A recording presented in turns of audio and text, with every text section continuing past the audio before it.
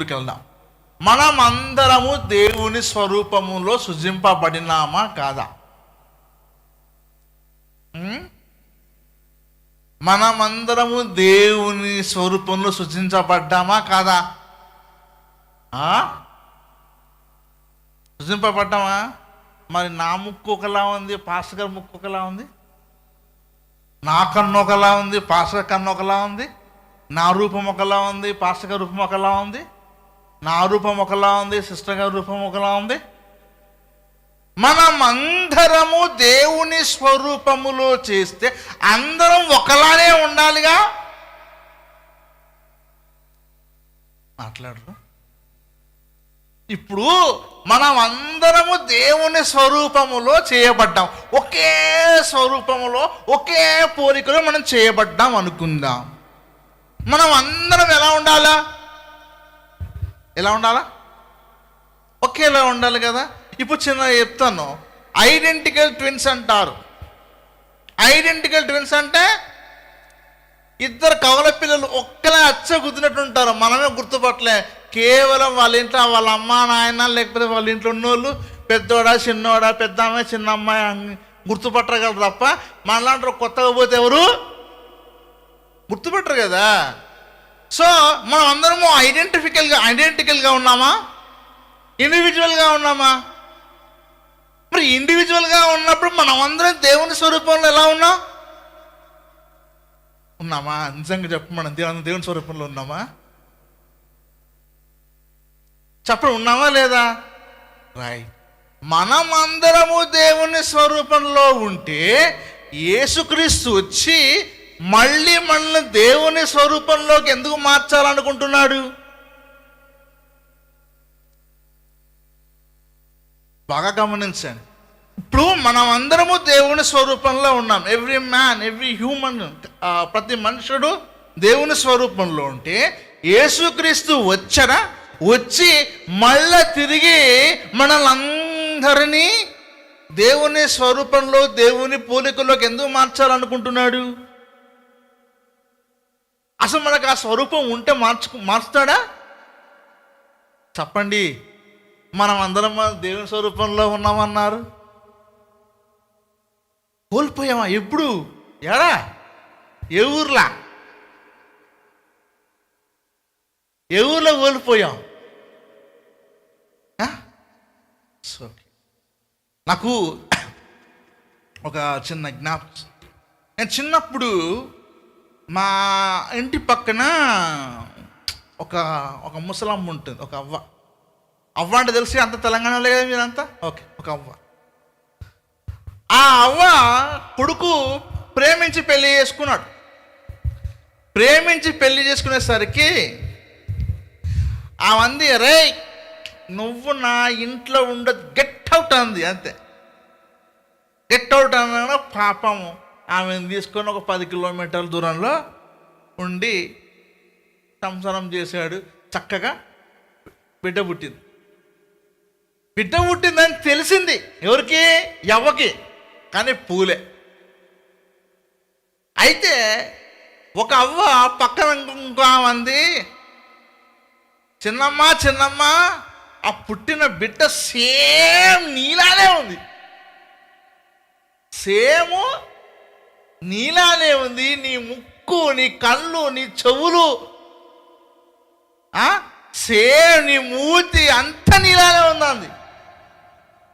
అనగానే ఈమెం చేసింది తెలుసా? వెంటనే తయారైంది, పోయింది. ఆ పాపం చూసింది. ఎందుకు?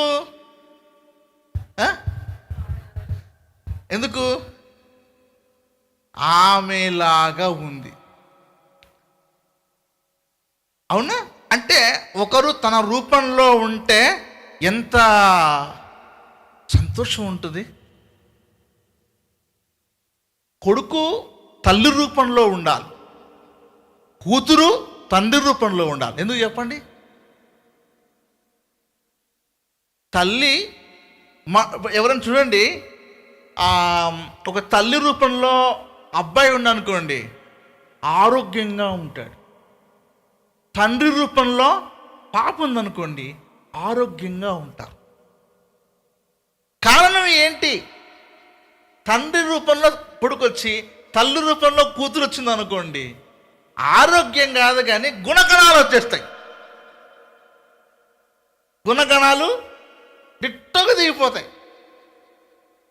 వాళ్ళ నాన్న పిసినారనుకో, వాడు కూడా నువ్వు 10 సముద్రాలు అవతల వెళ్ళి పెంచినాక నా బుద్ధి. సో ఇవన్నిటినీ నేను చూస్తే అకార్డింగ్ టు సైంటిఫికల్గా న్యూరో ఐడెంటిఫికేషన్స్ అంటారు. Neuro schema, neuro identification. According to neuro schema identification ప్రకారం ఏ మనిషి కూడా అచ్చం పళ్ళ గుద్దినట్టు 100కి 100% మారడు కూడా. నువ్వు ఎంత ప్లాస్టిక్ సర్జరీ చేసినా కూడా, ఏంటిది, ఎంత ప్లాస్టిక్ సర్జరీ చేసినా కూడా యాజ్ ఇట్ ఈస్గా మారలేము. కొంచెం మార్పులు వస్తాయి. అంటే 92 నుంచి 94% వరకు సేమ్గా జీన్స్ని ఫర్టిలైజ్ చేయొచ్చు అన్నది సైన్స్ చెప్తున్న, న్యూరోస్కీమా సైన్స్ చెప్తున్న విషయం. సో మనం అందరము దేవుని స్వరూపంలో ఉంటే అందరం ఒకలా ఉండాలి. కానీ ఈ చర్చిలో అందరూ ఒకలానే ఉన్నారా? మనం అందరము దేవుని స్వరూపం అయితే ఎట్లా? ఇప్పుడు ఈ సిస్టర్ గారు దేవుని స్వరూపంలో ఉన్నారనుకోండి, అంటే దేశప్రభు ఆడలాగా ఉన్నాడా, తిరగట్టుకున్నాడా? మరి నేను దేవుని స్వరూపమే అని స్త్రీ అంటే దేవుడు స్త్రీయా? దేవుడు పురుషుడా? సో దిస్ ఈస్, ఇప్పుడు నేను ఇదే విషయాన్ని నేను మీకు చెప్పాలనుకుంటున్నాను. అసలు స్వరూపము, పోలిక అనే మాటలందు మనకు అర్థం చేసుకోవడానికి ఇక్కడే పొరపాటు పడి ఏం చేస్తున్నామంటే మనమందరం దేవుని స్వరూపంలో ఉన్నాం. అయితే దేవుని స్వరూపములో చూద్దాం. మనము లేఖనాలను ఒక్కొక్కటి మనం స్టడీ చేద్దాం. దేవుడు సృష్టిని ప్రారంభించిన తర్వాత ఫస్ట్ దేవుడు దేన్ని చేశాడు అంటే వెలుతురుని చేశాడు కదా. ఫస్ట్ దేవుడు దేన్ని చేశాడు? వెలుతురుని చేశాడు. రెండోది దేవుడు ఏం చేశాడంటే ఆకాశమును చేశాడు. అవునా? రెండో రోజు ఏం చేశాడు దేవుడు? ఆకాశమును చేశాడు. మూడో రోజు భూమిని చేశాడు. బాగా గుర్తుపెట్టుకోండి, మీకు ఇది చాలా క్లారిటీగా అర్థం కావాలి. ఫస్ట్ ఈ సృష్టిలో దేవుడు వెలుతురును చేశాడు. చాలామంది అడుగుతుంటారు, చాలామంది అంటుంటారు ఏమని అంటే, మీ బైబిల్లో ఆదికాండము 1వ అధ్యాయం 14-15 వచనాలలో ఒకసారి చదవండి.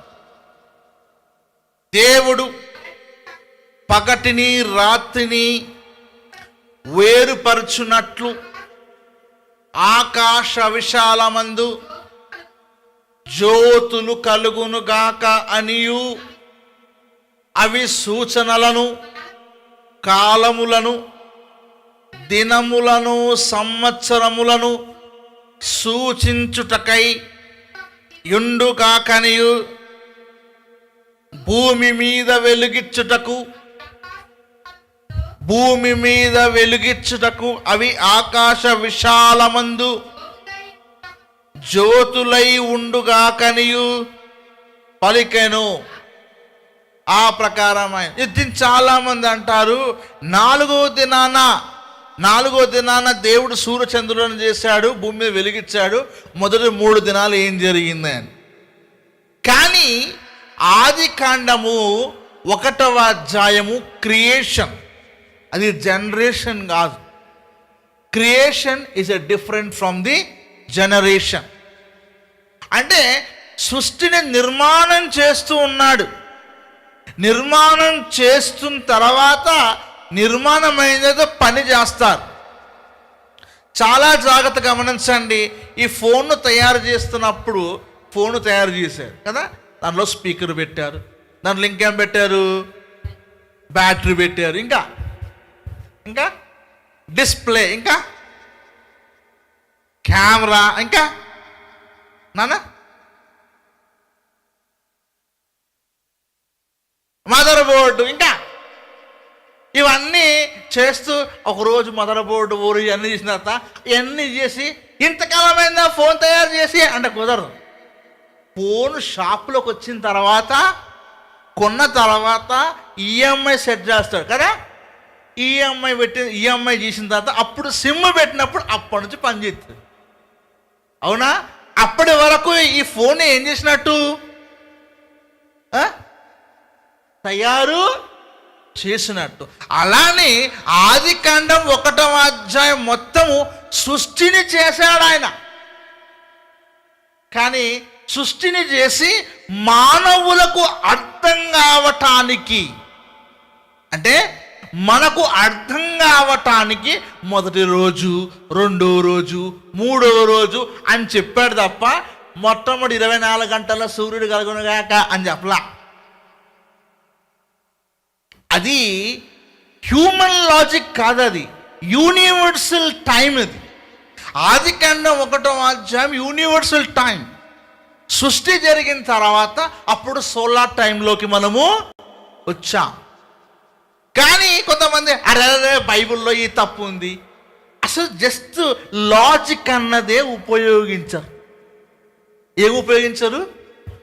Logic. There is no logic behind foolishness when you are reading. కానీ Bible, when you reading it gently, it will give the light in your heart. అయ్యగారు చెప్పారు కదా, జీవము కలుగుతుంది. ఏం కలుగుతుంది? జీవము కలుగుతుంది. జీవం కలుగుతుందా కలుగుదా? మొన్న ఒక నాస్తికుడు